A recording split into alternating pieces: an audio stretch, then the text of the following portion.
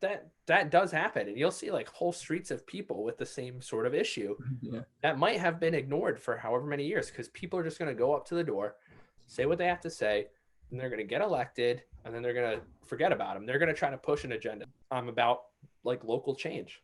Like we want to reimagine what a local representative does. People care about their streets being paved, their streets being plowed in the winter. They want to have great schools for their kids, and they want to keep their tax base low. I don't think there's a single person in the city of Cranston that doesn't believe in that. Yeah. So me as a councilman, that's what I should be concerned about as well.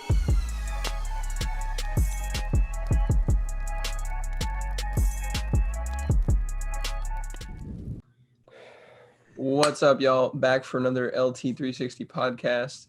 We have a two-time guest here on, back with me, lifelong brother from another mother, around the block, soon to be representative.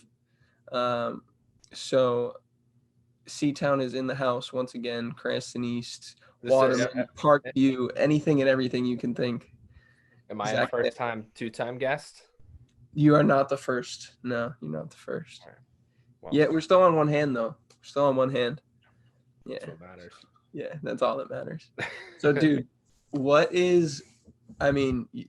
election is what, 2 days away? 2 days, man. Tuesday? Tuesday. What's going through your mind on like a day-to-day basis? I know you're obviously out walking the streets, going to house and talking to people, and then going to events and everything. But like, where is your mind at in terms of what the ballots come out with?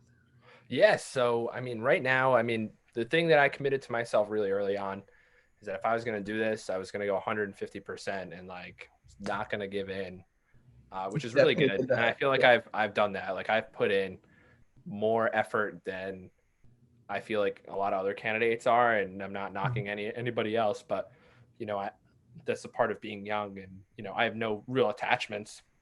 I don't have kids, I don't have a family to take care of. It's just me, so I do have the time to put in, and I've put in a lot of it.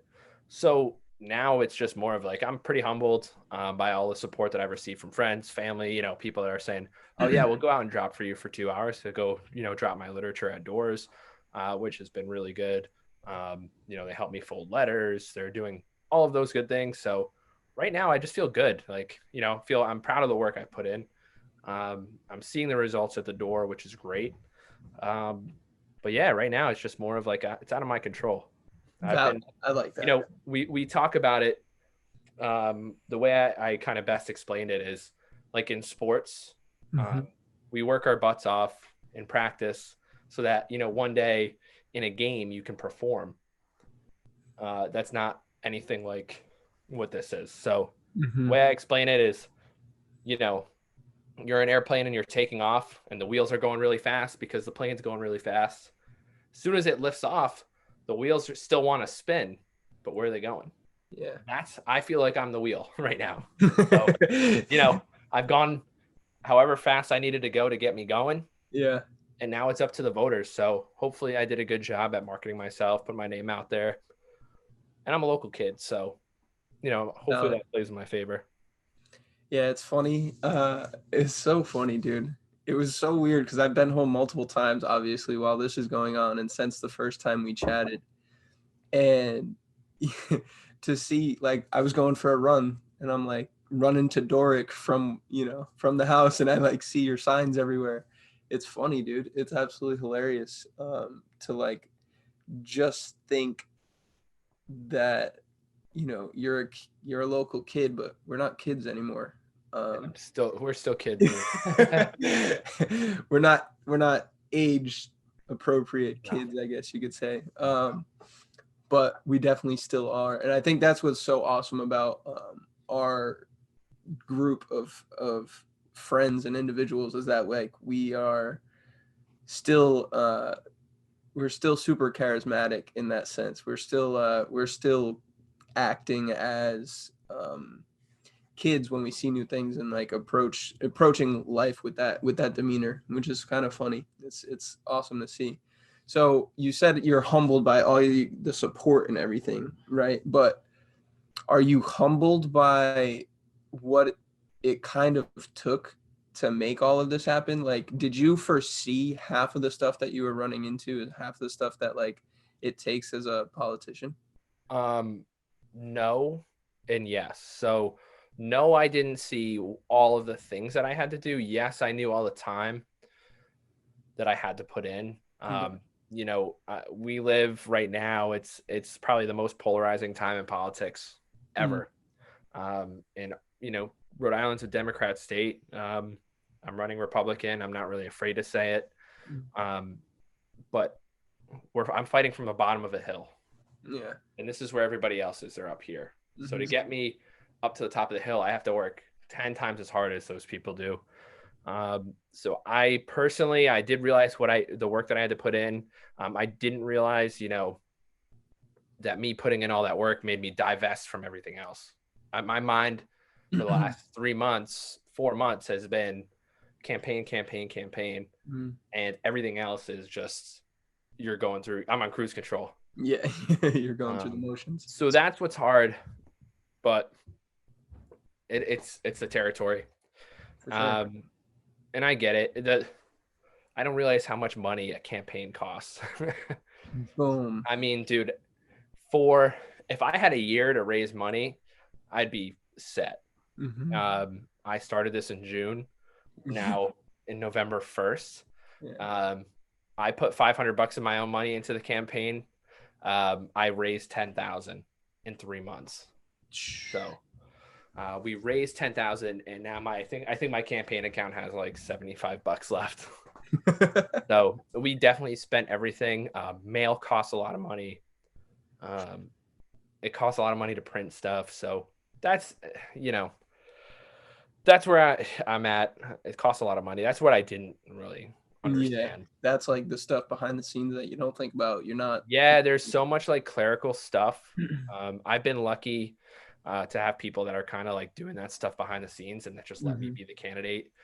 So to me, the most humbling thing, I guess we're going back to that, is like you said, is you drive down the street and you see my sign. You see my sign as me. I see my sign as All the work. everything else. Yeah. So I see, Jake Civic throwing literally, dude, I can call this kid at 1 o'clock in the morning with an idea and he's like, book it, I'll write it down. So he's been, like my bouncing board for ideas. He's mapped out walks for the last 4 months. He's Mm. helped me write statements and mailers. Um, but like I see all of the work that people have put in. Our Cranston firefighters have been helping me drop literature, helping me map lit drops. Cranston police, same thing, they're helping me out. Cranston teachers wrote a letter for me. All of those things go into this campaign. And so when I look at that Sailer sign, I see all of the other stuff. My name's on it, but it's our campaign. So Mhm. That's similar in a sense to like someone sees a picture or a poster, an MVP trophy, right, of themselves in sports, and like they see 4 a.m. wake up calls for practice and double and triple practice on a single day, whether it's 2 workouts and a practice or 2 practices and a workout or a walkthrough, something like that. That's interesting. Um, and that's what I feel like um, is beneficial for you regardless of what the hell happens. um, right? It's like you picked up so many skills, so many life experiences by doing this one thing, and you've been doing it it's been 4 or 5 months, right? yeah. um it's not like you spent a lifetime like right, like obviously your lifetime of experience has led you to be able to do it, but like this whole idea was even just 6 months new. So like being able to put yourself through that, I don't think people realize how 6 months of committing yourself to anything can like change so much, Oh can yeah. really change the way you perceive the world, the way you go about, treating others, the way that you um, learn how to just adapt and bring on a new skill. Like you don't realize how much you can make happen in 6 months if you're fully committed, like 150% like you were. Yeah. One of the things that I think that people didn't think about me, um, growing up in Ward 2, we're typically a Democrat ward. I'm running as a Republican. I don't think even my party took me seriously until probably about 2 months into it. You Mm-hmm. know, 24-year-old kid, you know, just let the kid run, see what he does. I've listened to everybody. Mm-hmm. Everybody that's telling me to do something, I listen. So I have Chris Paplauskis, who's a seasoned councilman in Ward 5, which is Knightsville, Ed Brady, who owns the Thirsty Beavers. They literally, I'm bouncing stuff off of them. Hey, what should I do with this? What's the best strategy for this? And I'm listening. That's one of the things that has really helped me out is I'm just sitting there and listening to other people because Mm-hmm. I've never done it before. Yeah, valid. And I've picked up so much just useful information from how to deal with somebody who's, might be combative at the door, how to like talk people down, how to, position myself in the best way possible. But I had somebody yesterday, it was probably the best thing I've ever heard. Who does your marketing? Somebody asked me at the door, who does your marketing? I'm like, me. Like I do it. I mean, I had the people that obviously produce that stuff, but like we did this as a group of just me and Jake pretty much have been running this campaign, but we've listened to everybody from where to position stuff on mailers. Like we don't have some like professional service that's out there. Like I don't pay for somebody to do that. Yeah. It's all people that I've listened to and I've learned, over in 4 months I've done it on the fly. So That's legit, bro. I commend you a lot for that because it's a treacherous road to go down. Like not knowing at all what to expect, who to turn to. You just open and willingly started. You opened the door and walked. That's it. yeah, That's all you did. It's quite literally. yeah. If there was one thing you've learned from being able to bring people together, what would you say that is? Obviously, you've had different events and things of that nature for fundraising. What is one thing that you've learned about bringing people together specifically? Because I think that's what we need. Like you said, we're in probably the most divided nation or state of our nation right now, besides obviously the Civil War. Yeah. So when I announced that I wanted to run, everybody reaches out to you and they say congratulations. Some people laugh at you, um, which all happen. My friends call me, they still giggle. So I can't believe that you're doing this.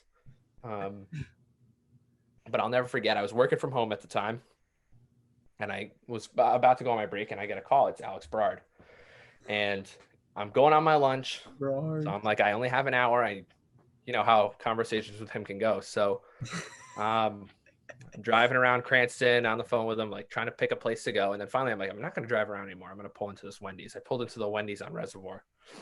And He would have loved that too. He was a big one of the things that he said to me on the phone is people just want to know that you're there and you're going to listen. And they might not care about your belief, but they just want to know that you're somebody that's going to listen. So a lot of times at doors, I've taken that and just, I knock on the door. I say, hey, my name is Zach. I'm running for city council in the ward. I grew up right down the street. But I want to know what matters to you. That's one of the things that really has, it's opened the door for so many different conversations, from good ones to bad ones to, some people want, I want my street paved. That's it. That's all they want. And you know what? I might not be able to get it done. I'm not saying that I can get everything done, but they just want somebody to listen and say like, hey, I see this. They want somebody who's going to walk the street and talk to them about what's going on. Yeah. I can give my pitch all I want, but how am I going to help them? So if my pitch doesn't align with what they believe in, then what's the use? I just wasted 30 seconds. Yeah. So, obviously I have my own vision for the city, but it doesn't matter unless people are there to support it, or if I'm not there to support them. So yeah, you need people behind your ideas, or else it's useless. Sure. I'm reading. Well, I already read, but I always I table things and I go back and I reread and take notes on them every time I read a book. So Talk Like Ted was doing some reading earlier and taking notes, and it was talking about essentially you have two jobs as someone who's trying to convey an idea. One is to teach, and two is to make them believe in whatever it is that you're talking about. It's very simple, right? So that ability to listen first opens your mind to what they need and what they want to hear anyways. And it's not to sit there and then just bullshit them and feed them what they want to hear, but it now, after hundreds and hundreds and possibly thousands of doors that you've walked to, now you have this overarching picture of what people are looking for from a majority standpoint, from a basis of knowledge. Because if you just walk to one street and you do that, you're not going to get a sample size of what's wanted in the ward or in the city. But if you do that for hundreds and maybe even thousands of houses, now you start to paint a picture of what they desire as a whole. And that gives you a better platform to speak on, probably. Yeah, for sure. I mean, it's all about adaptability. And, I go out there with points in my head, and I have a list of people that I'm going to talk to. So I do get a little bit of a preview of where they're at, which is good. But sometimes, I might knock on a door and they might say, hey, this street puddles a little bit more than a lot of the other streets. How can we make it so that we're not driving through puddles all the time? And then our sidewalks get ruined and our driveways get ruined. If I'm talking at one door about that, the next door is probably going to say the same thing. Hey, I was talking. They want to know that I'm listening, and then I'm able to kind of be adaptable. I'm not going to go be a robot. Yeah. So, I'll go to that next door and say, hey, I talked to your next door neighbor, and they seemed like they were pretty concerned about the puddles in the street. Is that something that you're concerned about as well? Oh yeah, I'm definitely concerned about that. That does happen. And you'll see like whole streets of people with the same sort of issue that might have been ignored for however many years, because people are just going to go up to the door, say what they have to say, and they're going to get elected, and then they're going to forget about them. They're going to try to push an agenda. Like, dude, I have no agenda. And I feel like I really can truthfully say that. I have points that there's things that I want to get done, but I'm not driven by some ideology. I'm not driven by money. Like, it really doesn't matter to me. I'm about like local change. Like we want to reimagine what a local representative does. Now, if you want somebody like, on a national scene, you're not going to get that from me. I'm going to be the one that's going to go out there. People care about their streets being paved, their streets being shoveled or plowed in the winter. They want to have great schools for their kids, and they want to keep their tax base low. I don't think there's a single person in the city of Cranston that doesn't believe in that. Yeah. So me as a councilman, that's what I should be concerned about as well. So that's where, that's the pitch. You obviously have your ideology and your ideas for bringing things like business and stuff like we talked about on the first podcast. Has anything new come to light? Like, has anything changed your vision? Because obviously grew up on these streets. Like, we played manhunt on half of the streets that you're going to talk to. Where and how has that changed your overarching bigger picture? Because there's obviously smaller fine-tuned things that you didn't think about, like, oh, maybe they just literally want that drain to work a little bit better on the street.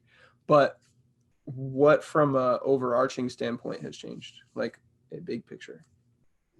So right now, I think really it's they want to get away from the national scene of politics. That's a big thing. And I'm trying to look at it as a micro level. So I haven't thought so much of a macro, like from up here, I'm thinking about it so fine tuned. Even just Cranston. Yeah. So I had someone call me, they actually lived in Eric's neighborhood, like over by like the Twin Oaks area. Yeah. He was like, nobody comes over here ever. I've been here for 37 years. Nobody's ever come here. But they, from Niantic Ave, there's some trucks that drive down and it's loud, but they're not supposed to drive in the back roads. It literally says on the signs, no trucks allowed. No, yeah. Well, the guys, some of these truck drivers are taking out people's lawns, just completely taking it out. And you never happened to us, right? We live in this neighborhood and we never had a truck come down the street unless there was a problem or it was UPS or FedEx. We never had anything going. We would play basketball uninterrupted. We could hang out in the street uninterrupted. Noise was to a minimum. But there's neighbors on one side of the city that literally feel like they're forgotten about because our ward is pretty big. But it's concentrated with houses. They're pretty concerned about things like that. So there's some things that I didn't, they're not lived experiences for me because we grew up on this side, this Pontiac neighborhood, not that Twin Oaks neighborhood. So that's something that I looked at is that every pocket is going to be different. And we look at them as pockets, since we started walking they're different. We have a stadium neighborhood. We have the Waterman neighborhood. We have the Shirley Boulevard. Like that's the things that we look at is, we might be one ward, but we live all these different experiences. And, it's not a one size fits all approach that we have to take. So I guess that's like more of a global thing where I didn't understand in the beginning. But every neighborhood's different. And it's simple as that. Like you look at the Davis Ave, Fordson Ave, they had issues with the flooding a couple years ago, or well, now it's like 10 years.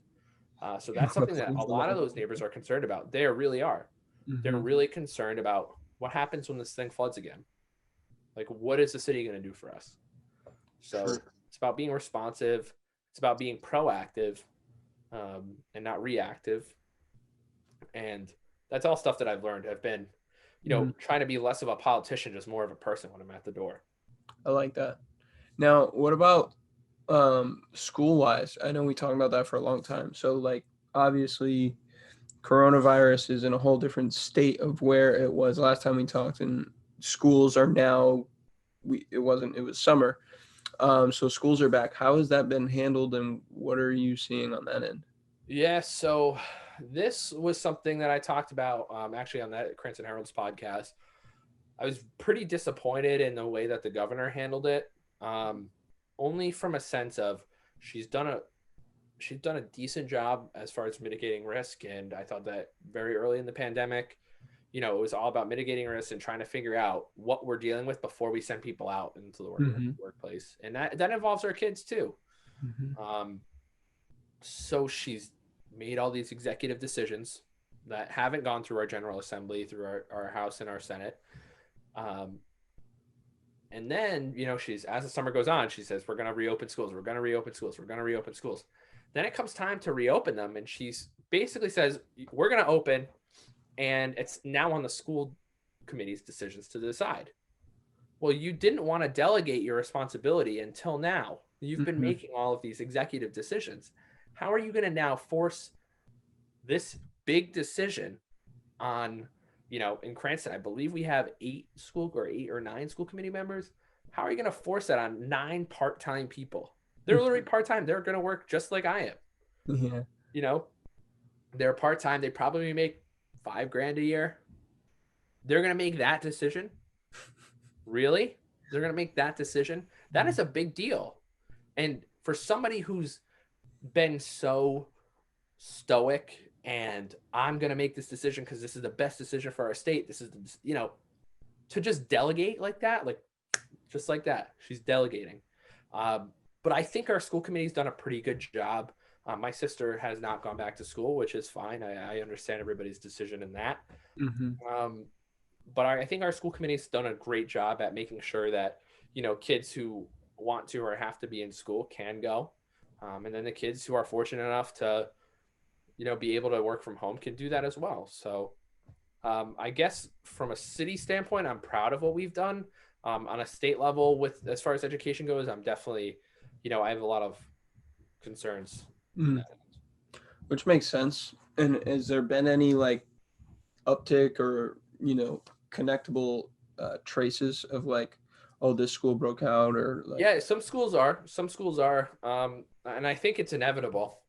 Unfortunately, there's this thing's not going away. I know you know, there, it's so hard to understand or get people to understand because it's not like just by locking down that the disease is going to go away. It's still going to be out there, literally, unless we live in a bubble. You'd have to bubble the state of Rhode Island, and nobody can leave and nobody can come in. That's the only way to do it, and you have to test everybody every single day to make sure that people are not leaving. It would be that's how you isolate the disease. It really is, but you can't do that.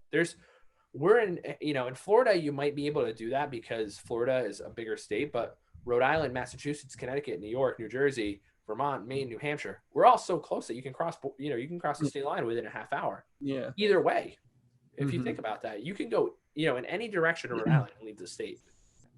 And so that's where a lot of people are going to work across state lines. So there's no way to really bubble the state. Yeah. So. Well, that was the same problem they were having in Europe. Everything's just so interconnected and close. Yeah. They're different countries. Yeah. Right. But yet you can throw a rock into another country over there and it's super close. Like it's not far whatsoever. It's interesting. And obviously now being positively affected, or not positively, but directly affected by it. It's interesting. But obviously my mindset hasn't changed on where that whole thing lies. I don't know. You're young, you're healthy. People like us have to get it, and that's what I genuinely believe. It's just about when we do get it, we have to make sure that we're surrounding ourselves with people that are healthy. If we have to isolate, we do that. But as far as just being positive, I guess you can't.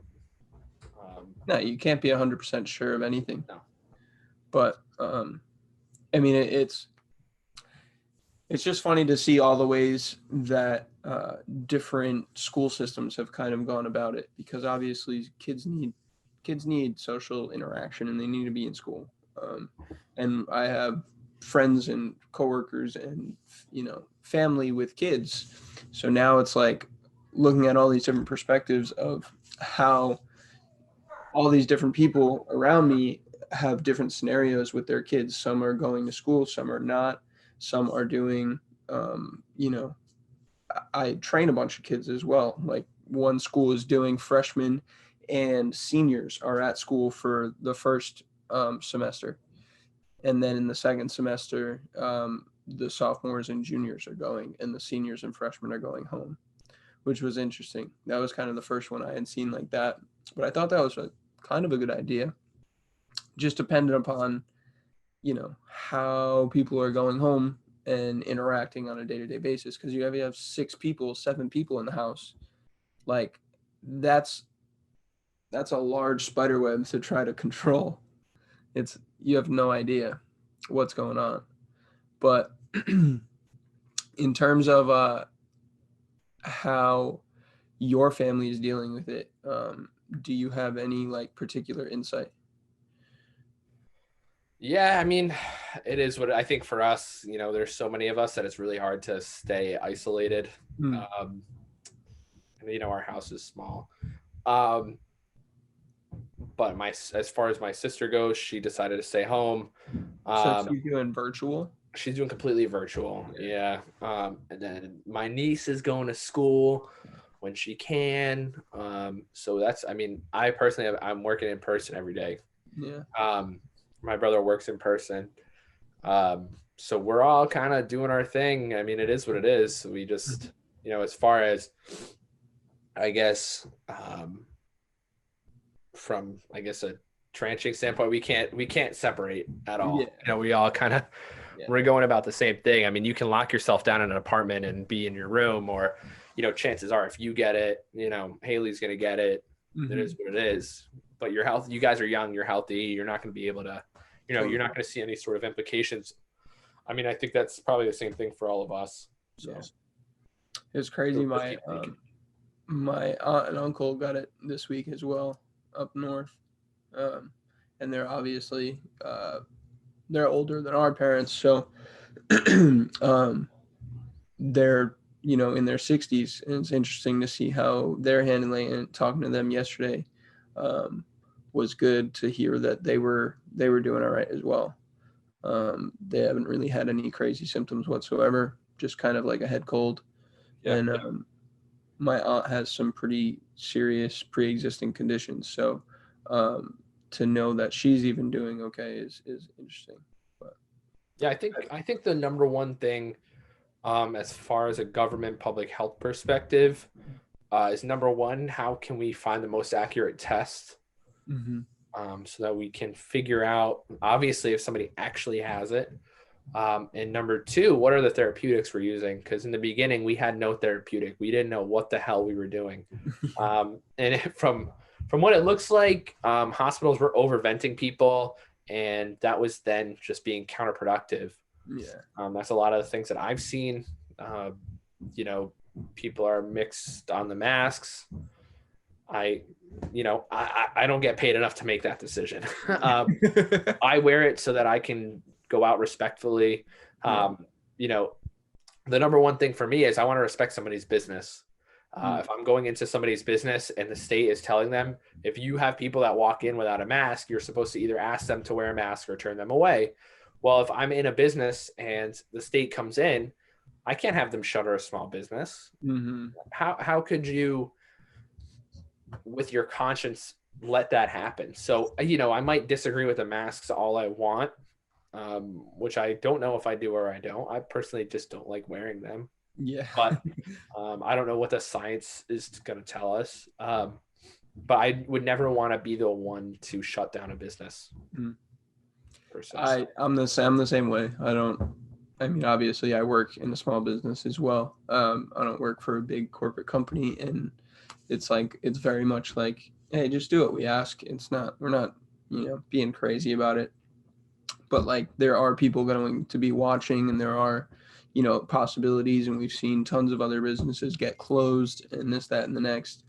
We know no one likes really wearing them, right? So it's just a matter of like, wear it when you have to, do as you're asked, very minimally. I'm very much the same way. But it's interesting to see, even on like a bigger scale, someone like Trump, right, getting it, and then putting all these different people in a weird situation and scenario, because obviously he has a freaking army of people that he works with. What is your prediction on that level of who's going to be elected? You're gonna put me in that spot. So I paid zero attention. Yeah. So I mean, scale, a lot of people obviously don't like Trump. I do have a very loaded answer for this. If I look at social media, I don't think Trump's gonna win. However, social media is dominated by probably an age group or a profession or whatever. Just a demographic. Right. It's all a demographic. And, every day I see Trump's going to lose. Well, I saw that every day in 2016. I thought Trump was going to lose.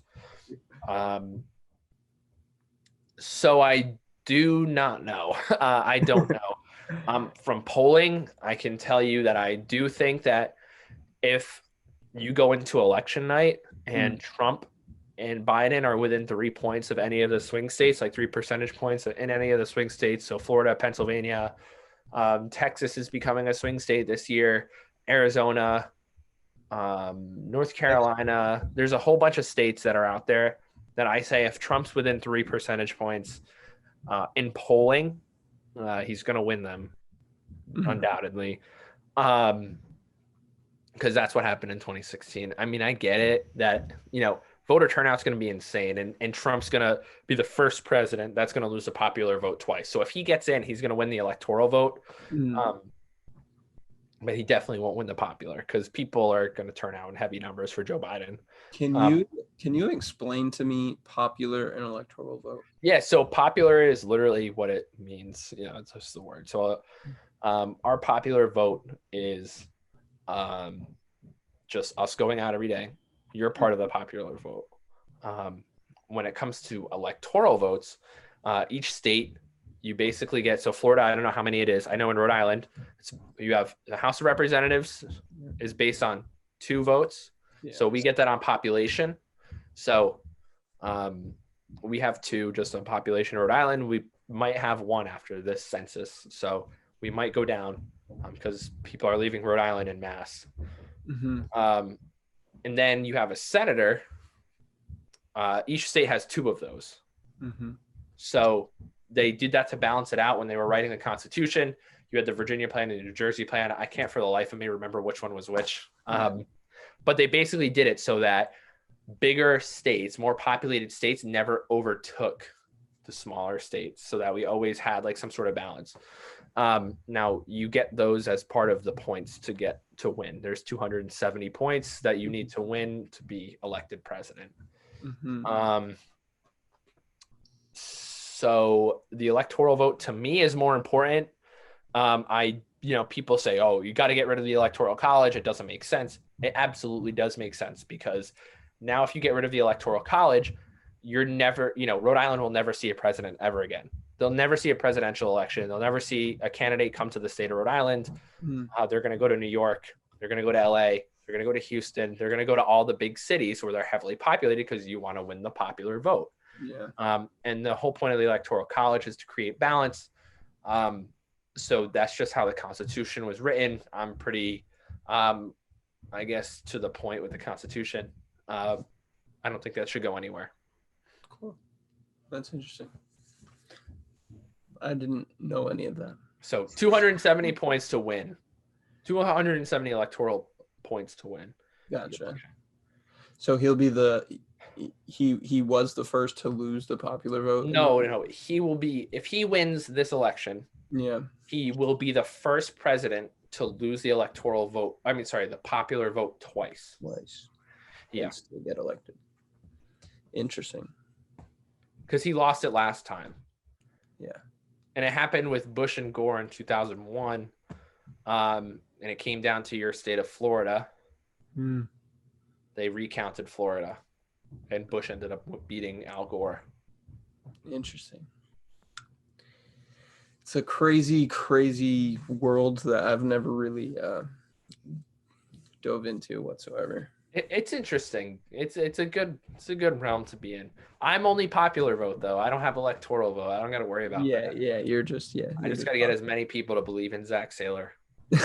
Which, up until election day, I'm going to believe that I have 5 people and they all live in my house. You got 6, bro. Yeah. and you had lunch with number 7 today. Yeah. Right. How's he doing? Yeah, we're all doing good, man. It's just, I think, as I said, putting all of my marbles into the bag of getting elected has led me to take marbles out of other jars. So, I've been more hard on myself than I really have, than anybody else has. So I felt like, I've had this like big network of people that I haven't been able to attend to, and I've really tried hard to kind of get us all involved. So true. Yeah. It can be tough to step away. My poor girlfriend, man. But your poor girlfriend. Oh yeah. Yeah. Definitely not just hanging around all the time and chilling. No, that makes sense. Nope. But the people that know you, that love you, that care about you, know that you are doing it for a greater good. You're putting your time and effort into something that you love and that you're passionate about. And we know that we don't get the best version of people if they're not doing something that they're passionate about. So, yeah, the thing is I think it's bigger than all of us. I'm just a piece in the puzzle of Cranston. I believe in Cranston, and that's why I decided to run. But going back to that is something that kind of put my mind at ease was I read this thing, I think it was on somebody's Instagram story. It's like you're in any relationship, whether it's friendship, your brother, your sister, your girlfriend, whatever. If you have this bond with somebody, sometimes it takes 90% of that person's effort to get to you. True. And it's not always 50-50. Yeah. So that's something that kind of like really hit with me and let me, kind of calmed me down a little bit, because I do I really take it personal if I feel like I'm being absent from somebody's life. Yeah. So, I guess it's just a matter of, knowing that people are going to be there at the end and letting them know, like, hey, once this is over, like, hopefully we get to have this fun again in 2 years, but it definitely, won't be as like on the run as it was now, because I'll have, 2 years to plan out my election. So True. You won't be going in hot on 5 months notice. yeah, that's it. But that's a good point. There's a duality and a give and take relationship with anything and everything that you do. It's not always like just going to be a 50-50 split. No. People are going to reach out to you. You're going to go amidst for months. People are, going to go amidst for months, and you reach out to them. It's just a matter of knowing that no hard feelings are being lost. And I think that's what people are really struggling with, that just amidst everything that can happen here, because people are taking it to a whole new level of needing to be connected 24/7. And it was like a joke of like, you go and ghost, but now it's like people say it so much that it's like, no, it really it like hits you somewhere, and you're like holding that in. You're feeling like they did you wrong for going to take care of their own life. Right. I think that's becoming kind of problematic, which sucks, just because it shouldn't be that way. Perfect example. I talk to Berard like maybe once every 3 weeks, maybe. I would say probably once every 5 to be safe. And like we just hop on the phone and we'll talk for 40 minutes to 2 hours, and it's just like, boom, nothing is missed. What's good? What's up? Bro, we went to Miller's. We went out to Miller's. I know. Like freaking Matt for after, I don't even know, dude. I think it's been 4 years. Yeah, dude, for all of us, it's the thing is we're all on the move, but we have that foundation. We have that Cranston foundation that really kind of, it runs deep, and that's where it's like, I wish that there was somebody that was out there that was young, that would go up to, like for us when we were kids. Like I wish we had a young, 24-year-old candidate out there that literally sees things that I saw. Like when we were 16, we walked down Rolfe Street and it was freaking empty. Yeah. Like the cobblestone's like crooked, and like why aren't we creating an environment for people to walk and for people to go and visit small businesses? Or, why isn't it, why can't we create this area that just attracts people as opposed to keeping them away? So I feel like we had people like that. That was one of the big things that, like, I'm walking down the street yesterday. I was on Hersey Road and there were kids outside playing basketball. I'm go, man, this is freaking awesome. Number one, because their phones are on the lawn. We used to always put our phones in the mailbox. Yes. Their phones are on the lawn. They're just chilling outside, having a good day. And it just snowed. I remember we used to shovel the snow off the road that we could play. And there would still be snow on the net, like in between. Right. But I wish that there were people out there that wanted to get involved to make my city somewhere that could, you could play basketball in the street and then you could walk down the road and get, soda and a candy bar. Like that's the stuff that we did. Like I wish that there were more. We used to walk to NACO. Think about like we used to walk to NACO and Brooks, and like we never thought once about it. We were like 7. We were like 7 to 10 years old, just walking wherever we wanted. But it was, I don't know, it's strange to think that, when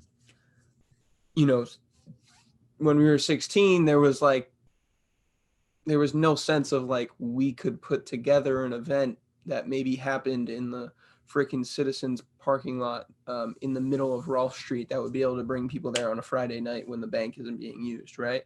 But now you reach 20, even like 21 years old, and you're like, whoa, this is like super easy. Why? Like anybody could like put together an event and bring people out. and like Right. have a food truck there, or just do something very, very simple. Ask a local brewery to go put a table and bring a keg, and oh, here you go, we're going to put some beers out and we're going to have some people, and we'll ask our friend who is in a band or sings to come out and perform for 2 hours, and like put people in the middle of Ralph Street, and then you have maybe a bar or a restaurant or two that are open at that time, and now they're facilitating business to each other, and it's like that wouldn't take a whole lot of effort. For the city of Cranston, that takes no effort. Mm-hmm. It really is just providing. Obviously, the security is a big thing. Yeah. You want to make sure that obviously that it's not a free for all. People are you want people to be out there enjoying, having a good time, drinking in the street, but obviously don't want people just roaming around. After that, so number one, the thing that you want to work on is containment. I don't think that's that hard on Rolfe Street. Mm-hmm. And number two, it's about deregulation.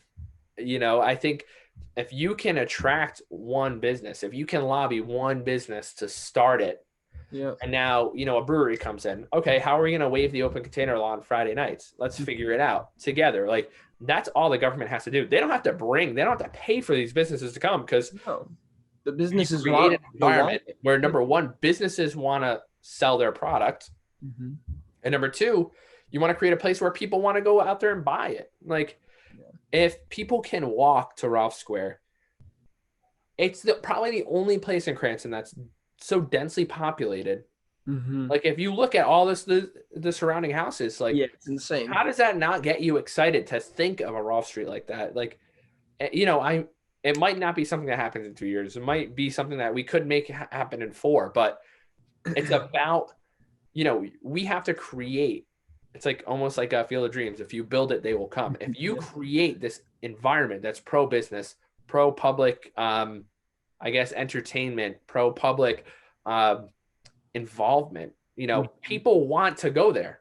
There's people that actually want to go there. We have an innate desire to connect. Like, it's very simple. You don't have to be a rocket scientist to understand that. So, I mean, and the other really awesome thing about Ralph Street is that Pontiac literally runs parallel to it. So there's no real slowdown of traffic, because it has a parallel street that can easily facilitate traffic around it and make it just as accessible for anyone trying to go north towards Route 10 or go south towards Garden City. Like, there's no obstruction. It would be super easy to close off, a small block or a small section of that. Yeah, my thing is, I think we need another restaurant or two on that street, because we do only have one restaurant that's open all day on Fridays.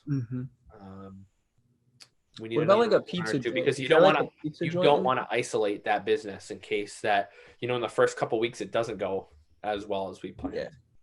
So you want to make a pizza joint, like a late night pizza joint. We do have a pizza joint there. If they were open on Friday nights a little bit later, it might be a little different. I do think that that's due to a liquor law in the city, though. True. So. True. I always forget. That's all stuff you look into, though. That's all stuff you look into. Yeah, it's worth the idea. Even if it was like super simple of just like having a band there and playing in that parking lot. Like, and freaking, bring chairs and sing Kumbaya together. Something, anything. We'll see. Crazy. Hopefully 2020 happens. Yeah. What's new for you on the coaching and sports side of the world? Anything? Nothing really, man. I think coaching's going well. What's the deal with sports? We're off right now. We finished last weekend, was the last bit of our fall ball. Kind of a weird year for our kids, so we were like, you know what, we're going to give them the month of November off. December 1, we're going to reconnect. Our kids are going to start doing like a strength and conditioning class, which is cool.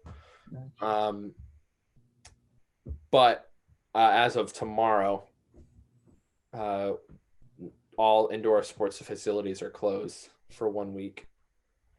So We don't know what's going to happen, obviously. Interesting. I don't think that those places are mass spreaders. There's no evidence to show that. Yeah. I think it's just a mitigation thing. Like, let's be proactive. But we'll see, man. The United States reported 100,000 new cases yesterday. So it's literally broke an all-time record. Right. What's the deal with like Teamworks and like places like that? So they're going to be closed as of they're going to be Monday. closed. Interesting. Yeah. So hopefully, I mean, we've given our kids, November, December, sort of. November, we've given them completely off just because of the amount of condensed season that we had. We want our kids to get their bodies right, to get ready. They're young. They're going to be 15. So we're trying to get their bodies right just so that they can be ready on December 1st to kind of hop into that next level of weight training. So then January 1st, we're going to start running practices. Cool. Obviously an ideal world. Next year is going to be the first year that we're going to be in a tournament circuit, which is going to be really fun. Nice. We're traveling to 5 different cities in literally 6 weeks. Woo. So that's cool. We're going to get these kids a lot of exposure. They're starting early. I never heard of a showcase team. We never heard of showcase teams when we played. But we'd hope that, I guess, everything goes well. So, it's all about teaching. It's all about, getting these kids to understand, this game can take you places, but your brain's got to take you further. So that's a valid point. And it'll take you further in the game, or it'll take you further into, other endeavors that have nothing to do with baseball. But that's another thing that I just wish we had someone our age kind of like teaching and preaching to us. Oh, yeah. Yeah, man. I think that, young coaches are invaluable. I think once I turn probably 27, 28, I'm going to be not that young guy anymore. I still think that I have an incredible ability to connect with those kids at that level, just because, I'm on social media. I see all of the stuff that they do, and I have a way of connecting, and, they like to bust my chops a little bit more. I like to bust their chops too. So I have Paul, his brother, coaching with me, which is great.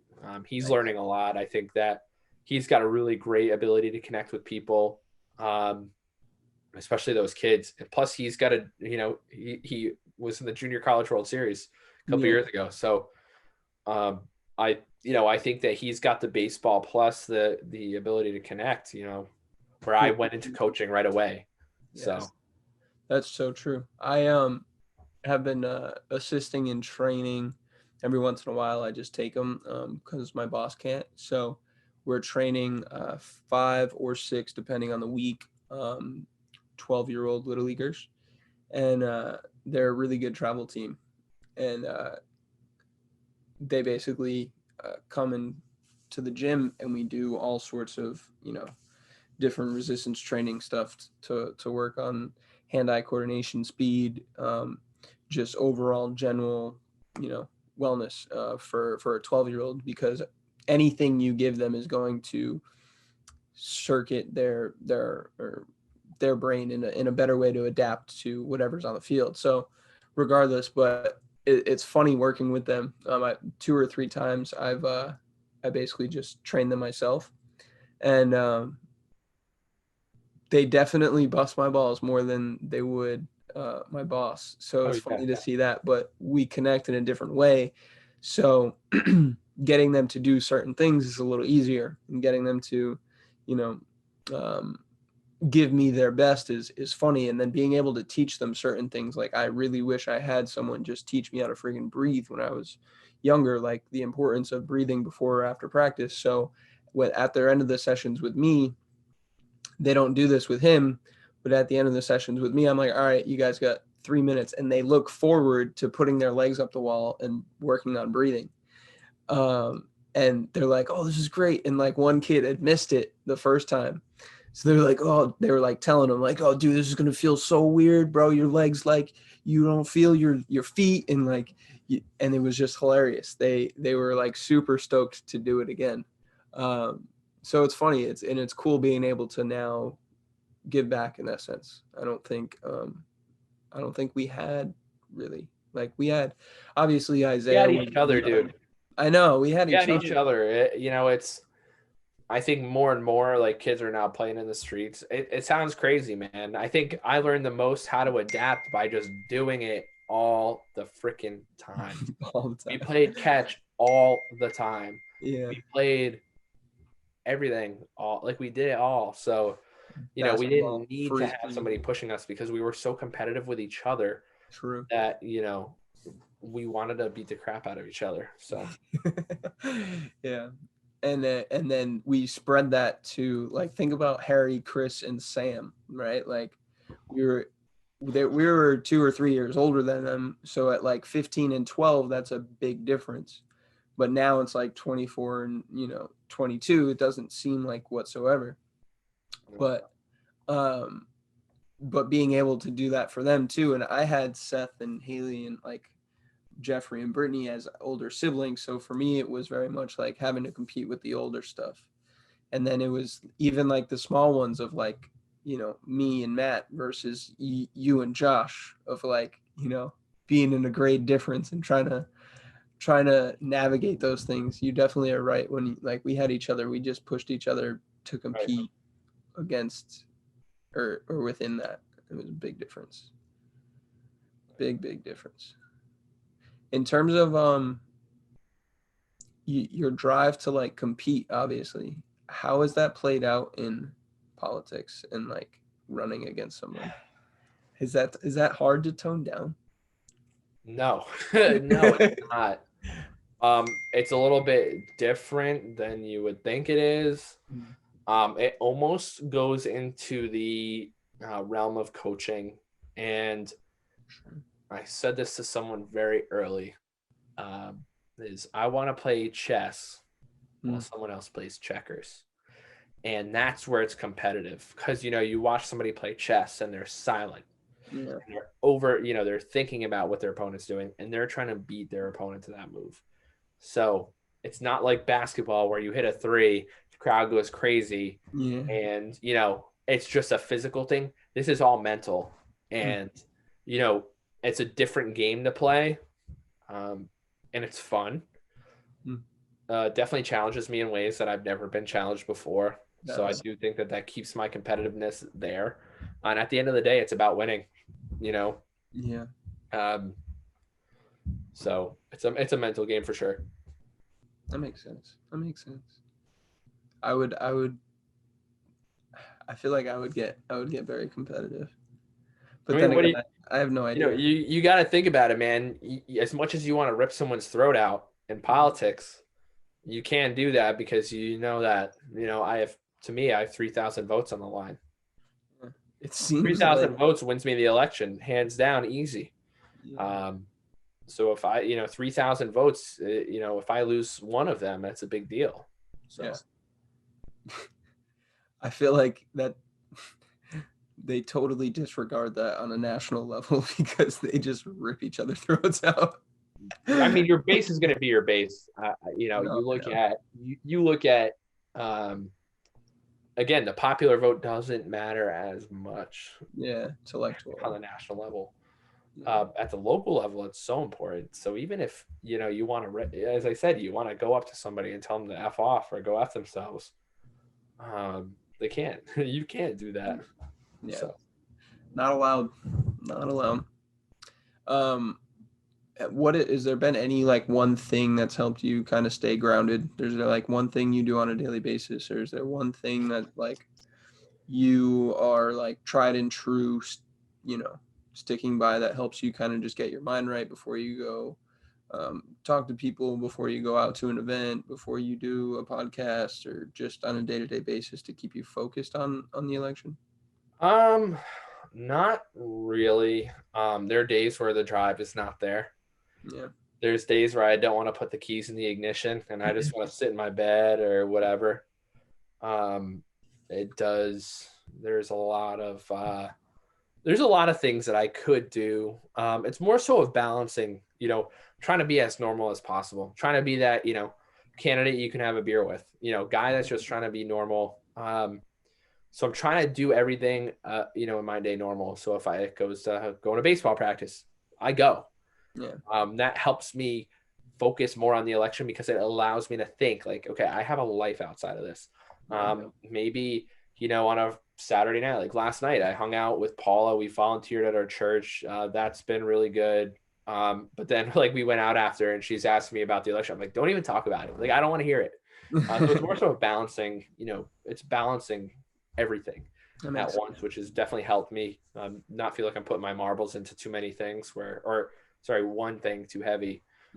I am putting my marbles everywhere. I might have like 12 marbles and, or 13 marbles and I got 12 jars and 2 of the marbles are in the election. So gotcha. That makes sense. I do feel stretched a little thin. So. Yeah. No, that makes sense. That makes sense. Like you said, it divulges a lot of energy and attention, but kills me slowly. That explains why you have to have white hair to run for president.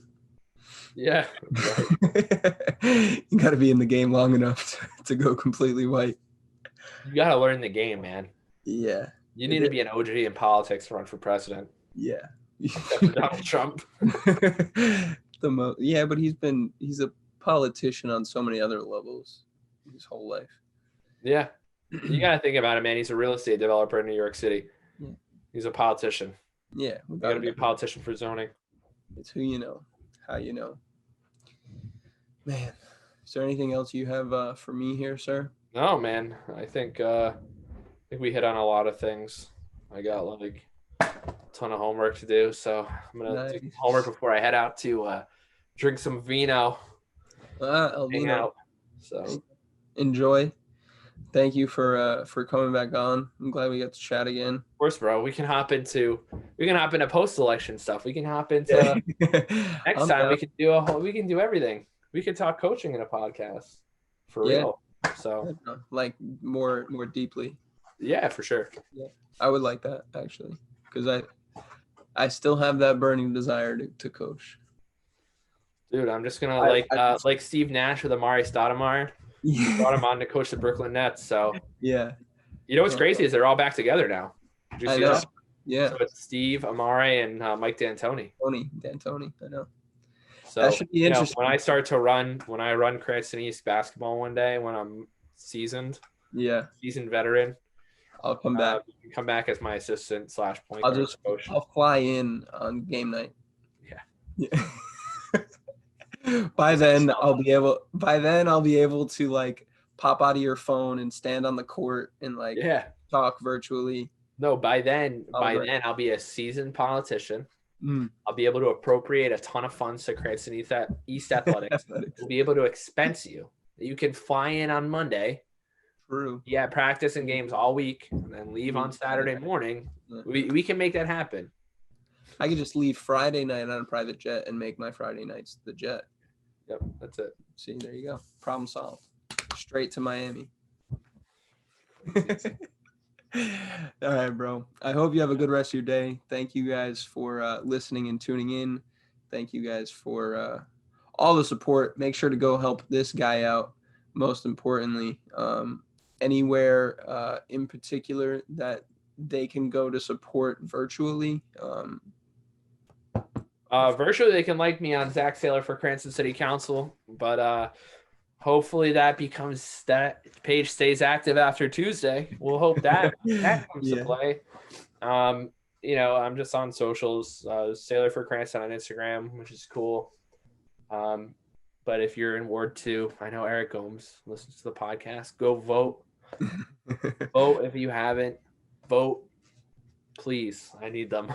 3,000. Please and thank you. The last thing I was gonna say, probably just when do you find out? Yeah, so we got an email on Thursday, Friday. I'm trying to think of what day it was. So early vote, polling place voting. So normal every day, every election you're voting, like you go to your polling place, you vote. That stuff will come out just after 8:00. Cool. At 10:30, 11, early voting comes out. And then I believe just around midnight, we're going to see the certified mail-ins. So all the mail-ins that have come in so far. Well, So And then it's going to be a long night Tuesday. Yeah, you'll get your full picture by Wednesday at 1 a.m. Yep. And I'll be sleeping until 2:30 in the afternoon Wednesday. Yeah. Make up for all the lost hours in the last 6 months. Yeah. I'm off from work until Thursday, so. Oh, nice. I'm chilling. Yeah, me too. Yeah. All right, bud. Enjoy your Vino night. And until next time. 24 years in Cranston, never been in that building. Phew. So. There you go.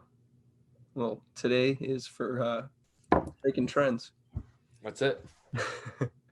Peace out, bud. We'll talk next time. Thanks, buddy. All right. What's up, LT Tribe? DFOS here, just to express my gratitude and say thank you for tuning in and continuously commenting, liking, sharing, and subscribing to the episodes and the content that we are bringing you. It is helping so much. Once again, want to say thank you and hope you have a great rest of your day. DFOS here with another important sponsor. This one is awesome. It is a way to get high quality meat delivered straight to your door by Rastelli's Meat Market. It was established in 1976. They are now a global leader in the highest quality meat. And it is awesome. If you are an unfranchised owner like myself, you can earn anywhere from 22 to 27.5% IBV on your orders. And if you are a customer through shop.com/limitlesstheory, you can also earn cash back every time you buy your high quality meats for you and your family. Not only can you get filet mignon and burgers and chicken, but you can also get salmon and tuna and shrimp and even a combination of regular meat and seafood. So make sure to check out Rastelli's, but most of all, check out shop.com/limitlesstheory to learn more. Limitless Fitness family, this one is for you. If you are a weekend warrior, a fitness enthusiast, a fitness professional, or an athlete, young or old, it does not matter. If you are trying to get fit or stay fit or improve your fitness levels, head over to ck1bands.com and grab yourself a pair or set or single band, because a resistance band is one of the most efficient pieces of fitness equipment that you can use anytime, anywhere, any place, and you can bring with you almost anywhere you travel. So head over to ck1bands.com and use the code LIMITLESS, all capitalized, for a special discount at checkout. Please go support Chris, everything he's doing. Chris Capon was a high school teammate of mine, a lifelong friend, and the first guest on the LT360 Podcast. He is the creator and founder of CK1 Sports. If you have not listened to that podcast, I highly suggest you go do that. And after you do, or while you are listening or watching it, head over to ck1bands.com and grab yourself some bands. I use these things every day with my clients, and they never disappoint. These times there's one thing that we can count on to keep us connected, and that is the one and only video conferencing platform, Zoom. Zoom is an amazing platform. It's the very platform that I use to record the visual portion of the LT360 podcast. I also used it today to share a business plan and stay connected with someone that wanted to learn more about products and services that we offer. And I also used it to train a virtual personal training client this morning. It is virtually simplistic, very simplistic. Anybody can use it, and we just scored an amazing deal. As unfranchised owners, you can get the $160 valued membership through Zoom for just $9.99 per month. Instead of paying $160 per month for unlimited recording access and storage, and tons of other features, you can pay $9.99 per month and save nearly $1,800 per month. You best believe it. I signed up, I created and transferred my account over to this pro account, and I will not be looking back, because that $9.99 per month that I'm paying also comes with a residual 15% IBV commissions. Each and every month that I pay out $9.99, I'm getting 15% commissions on that in the form of IBV, and I cannot think of an easier and better way to stay connected with my team and help my team get paid. So make sure you head over to your back office, go to my account, go to my services, and look up Zoom video conferencing. You will not be disappointed. Let's all use Zoom to help us stay connected and get financially fit together. DFOS here to tell you about my new favorite kitchen appliance. And no, it is not a pan or even a utensil, but instead it is my new pure H2O water filter. It sits behind my kitchen sink. It removes up to 97% of chlorine from my tap water and 77 other contaminants. We know that our bodies are made up of 72% water, and there is a strong connection between the quality of the water that we intake and the quality and longevity of our life. So we have to make sure it is the cleanest and purest water we can get. With Pure H2O, I know that every time I turn my sink on, I'm getting the best and cleanest water possible. So if you want to learn more, head over to thelimitlesstheory.com/shop and you can learn more about Pure H2O. I'm sure you will not be disappointed. Adios.